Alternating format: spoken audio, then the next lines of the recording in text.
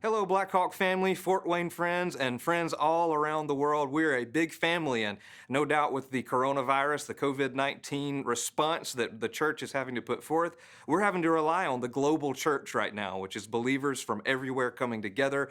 And hey, I want to give you some updates and hopefully provide you with a little bit of encouragement.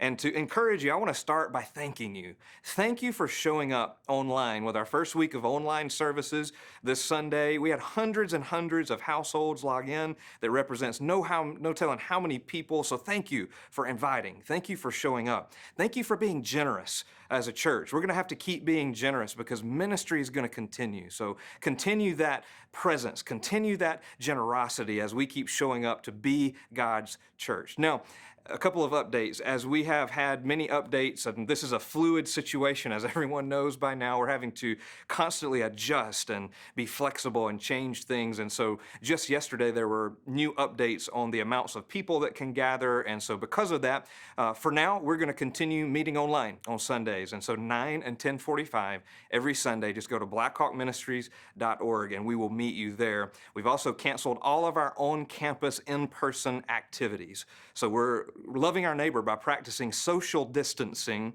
without practicing, though, spiritual distancing. And so I want to encourage you, stay connected to your life group. Stay connected to us on all of our social media accounts. And there are a lot of our life groups that are meeting virtually, even right now. They've been getting online and finding different ways to either in person in smaller groups or virtually online to stay connected. And so let's stay connected to one another. And with that, I also want to tell you, as we keep meeting online, later this week, you're going to hear about what our team has met about all day today and even some yesterday. And that is, how do we, as a church, not retreat like so much of the world is doing right now, but how do we as the church rise up? I truly believe, church, that this is the time when the world around us gets so dark that the light of Jesus can shine the brightest. And so this is an opportunity for us as the church to evangelize, to reach out, to be the hands and feet, the light of Jesus in our community, in our world around us. And we've seen that already this weekend. And so we are going to be sharing with you later this week some ways that we're going to partner with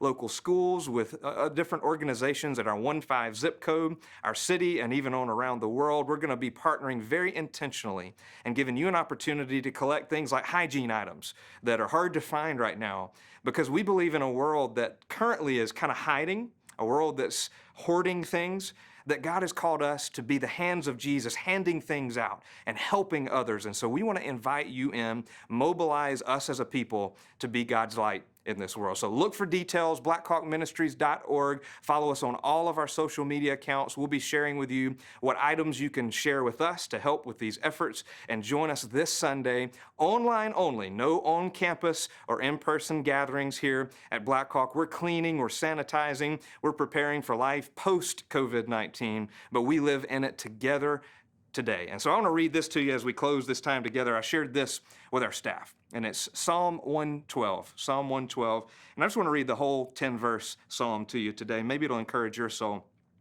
It says, "Blessed is the man who fears the Lord, who finds great delight in his commands. His children will be mighty in the land. The generation of the upright will be blessed. Wealth and riches are in his house, and his righteousness endures forever." Get this, verse 4, "Even in darkness, light dawns for the upright, for the gracious and compassionate and righteous man. Good will come to him who is generous and lends freely." This is what we want to do as a church, "who conducts his affairs with justice. Surely," get this, "surely he will never be shaken. A righteous man will be remembered forever. He will have no fear of bad news. His heart is steadfast, trusting in the Lord. His heart is secure. He will have no fear. In the end, he will look in triumph on his foes. He has scattered abroad his gifts to the poor. His righteousness endures forever. His horn will be lifted high in honor. The wicked man will see and be vexed. He will gnash his teeth and waste away, and the longings of the wicked will come to nothing." Love that passage for so many reasons. Let's have no fear. God hasn't given us a spirit of fear, but of this sound mind and of love. As we give it out, we will have no fear of bad news, and even the world around us, as that passage said, will be vexed, saying, "Those Christians, they're weird. They stand out. Let's stand out."